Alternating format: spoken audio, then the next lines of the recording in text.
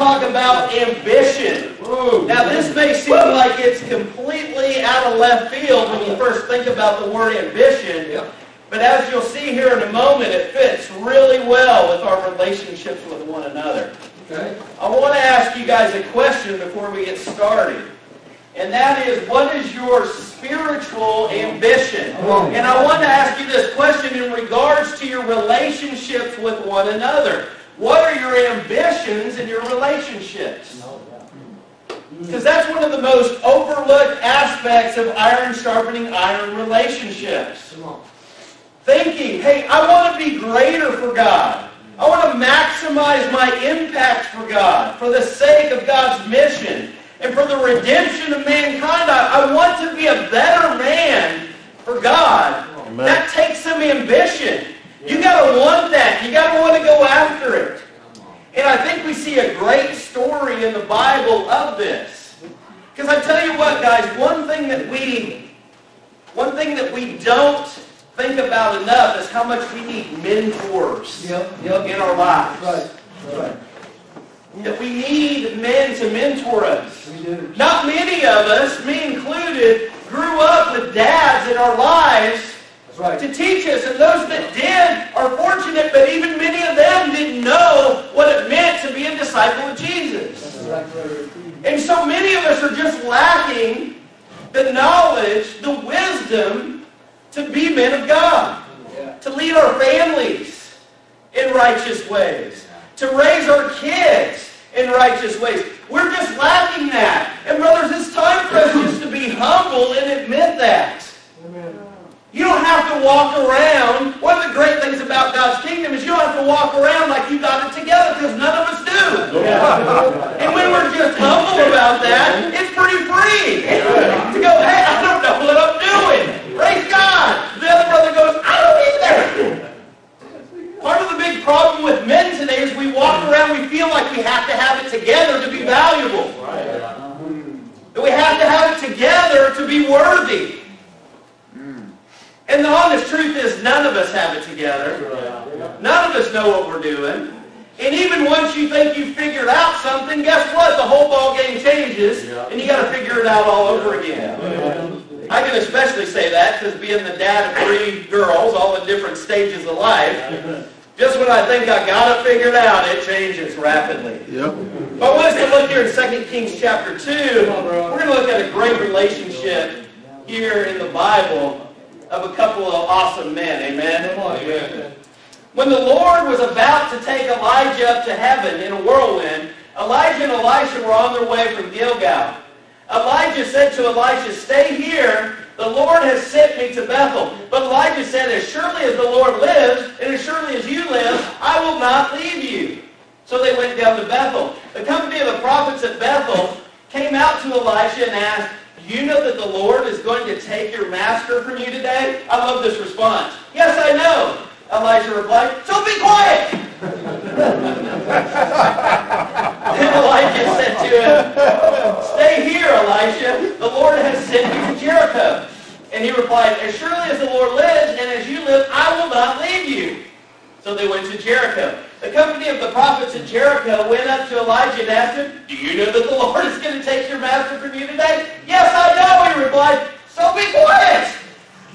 Then Elijah said to him, stay here, the Lord has sent me to the Jordan.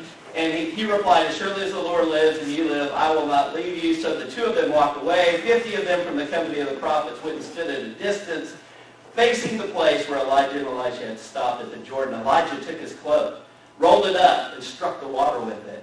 The water divided to the right and to the left, and the 2 of them crossed over on dry ground.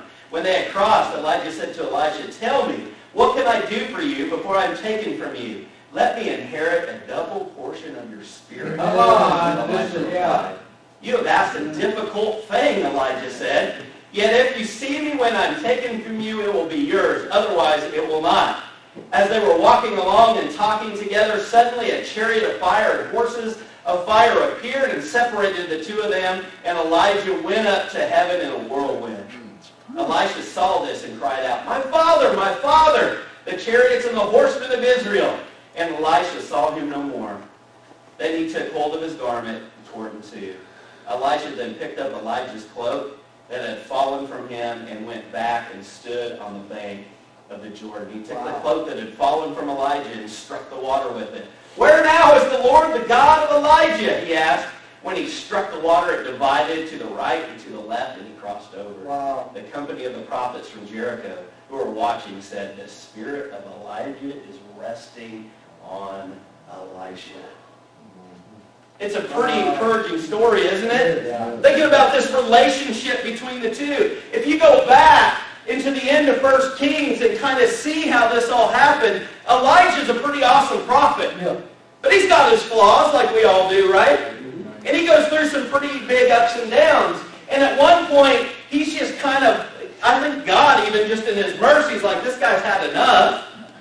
So you need to go find your successor. It's a guy named Elisha. And he goes and he sees Elisha and he puts his cloak around him. He says, come with me. And Elisha, just like the first century disciples do with Jesus, is like, peace, I'm out. I've been waiting for this opportunity. Yeah. And he goes with him. And as a matter of fact, he burns all his equipment, all his farming stuff, and kills all the cattle and everything and feeds everybody before he leaves.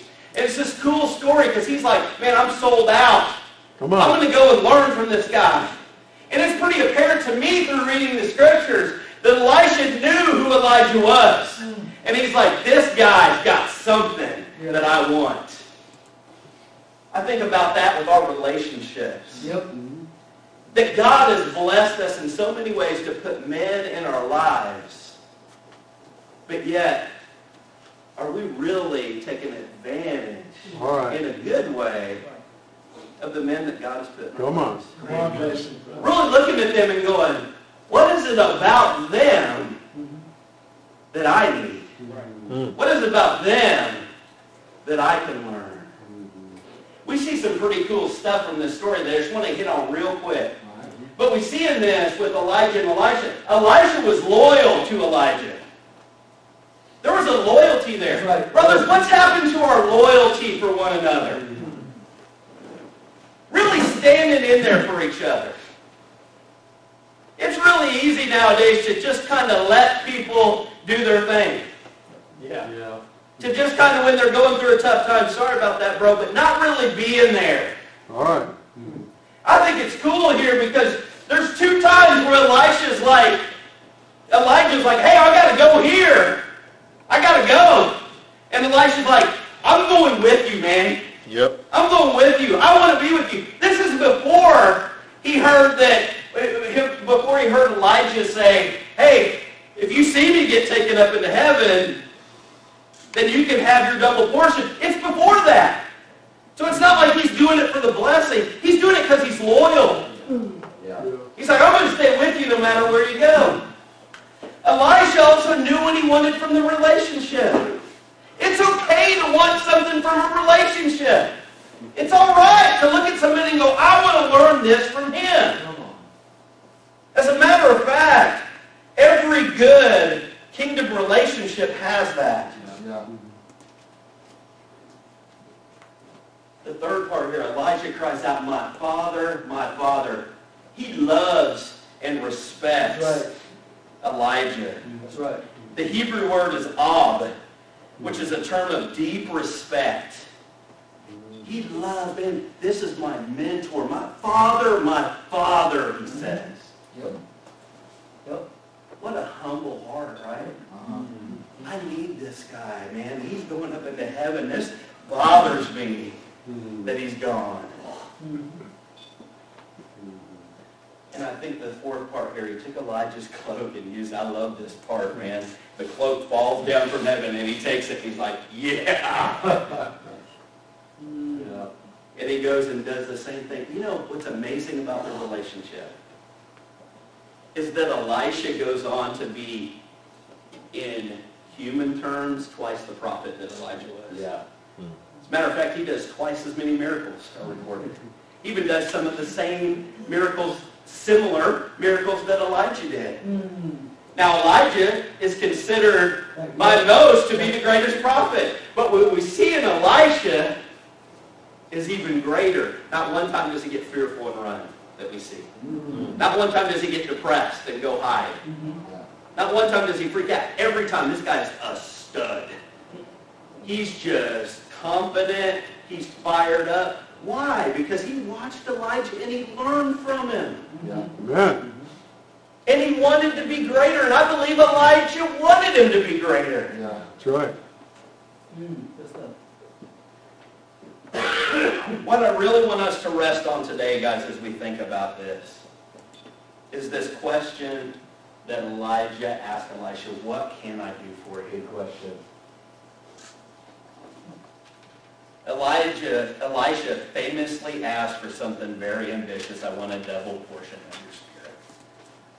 I want you to think about this, because it would be the equivalent today is if your father had a bunch of money and he's going to give you an inheritance, it'd be the equivalent of you asking him for double. It's a pretty big ask, right? If I asked my dad for double, he'd be like, you're lucky you're getting anything. You know? But he asked him for double. It's audacious. It's bold. It's ambitious. But it's the right ask. Because he said, I want a double portion of you, of who you are, of God working in your life. That's what I want. I want to be greater for God. Right. He doesn't ask for all these blessings, none of this stuff. He says, I just want to be greater. There's nothing wrong with that, brothers. There's nothing wrong with having some spiritual ambition. As a matter of fact, we need to have some spiritual ambition. Some of us have been coasting for way too long. Come on. Some of us have just been sitting around going, hey, come find me. Yeah. Give me a call. Well, no one ever calls me. You know how many times I hear that from brothers? Well, nobody ever calls me. Why aren't you tied in with the brothers? Why aren't you tied in with the fellowship? Well, no one ever calls me. Well, who did you call? Who did you initiate with? Who are you getting in there with? Who are you going after? Right. There's so many great examples of brothers that we can go after and learn from them. It doesn't have to be your direct discipling partner. It could be somebody else. But you can go and learn from them. And there's so many awesome things that we can look at with these guys. Great spiritual relationships have an element of this to them.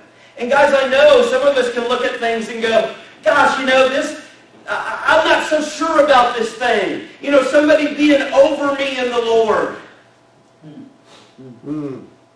You know, well, does that mean he's not better than I am? No, he's not. But there are brothers who are more mature than you are. And you need to learn from them. And there's brothers that you're more mature than. And you need to teach them. And that's what's the greatest thing about the kingdom, is that all of us have brothers that are over us and brothers that are below us. It doesn't mean we're better or they're worse or any of that. We're all the same, but we have maturity levels. And we need to engage in both of those relationships. Where we're mentors and where we get mentored. And not be weird about it. You know, I think about guys in my life like Vince Hawkins. He's been a mentor to me. You know, we're only about 4 years in age apart. But it seems like it's radically different because he's more mature than me, but I learn from him. And I talk to him, and he's a mentor to me. And I got guys in my life I do the same for. And we got all these teenagers and campus students in our churches that need men to show them what to do. Come on. And we're unengaged. Why not? Why can't you be a mentor? You may not even totally know what you're doing, but that's okay. Take them out to pray. I learned how to pray from walking with a brother. Amen. Sam Lazarus, the guy that studied the Bible with me, took me out to pray in a graveyard. It was kind of scary. But guess what? I learned how to pray there. We need these kind of mentor relationships. Because here's the thing. Elisha was moved by Elijah and what he saw in him. What moves you, brothers? What moves you? All right. There's things that move you that you got to go after. I look at guys like Ed. Ed to me is a guy who's very compassionate. Want it? Yeah. And I learned that from him. I see his heart for people. I see guys like Mike Clofer, who has been joyful under fire in his life. Who's gone through some crazy things, but still faithful. Like, I want to learn that from him. I see guys like Ben Borland, who's very disciplined. Man, I need to learn that from that guy. Guys like Kevin Wiley, who just knows his Bible really well. I gotta learn stuff from that guy. And being able to be humble and just sit at the feet of people. Even guys that are your peers, they have stuff that's they're so much better at than you are. And that's okay. There's stuff that you're so much better at than they are. You just have to learn. And God's put us in these relationships. And said, man, mentor, and let people mentor you. And all together, we make up the body of Christ. When we're all together, when we're all learning, and we're all growing, it makes a dynamic body of Christ. Nobody on our own looks like Jesus. We're far from it, that when we're together and we're learning and you're taking on that double portion of the Spirit from different people, then it's awesome. Right? And you think about your kids real quick. Okay? I know we're bumping up on time, but think about your kids. Guys that have kids. And the other guys that don't, the kids that you're invested in. You know, some of you have nieces and nephews in the church, and that's awesome. What do you want? You want nothing more than for them to go above and beyond you. Right? You want to see them be, I think for my girls, I'm like, I want them to be twice the disciple I am. I want to see them do amazing things. If I do nothing else the rest of my life, but they do, I'll be fired up. Why can't we do that for one another? Why shouldn't we do that for one another? Just pray. We get so jealous. And so like, well, that brother got this and that. What? Amen.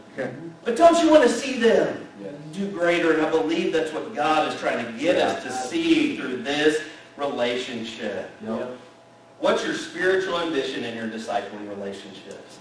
That's the big question. What is it that you want to get? What are you going to go after? And those people that are discipling you, God put those relationships together.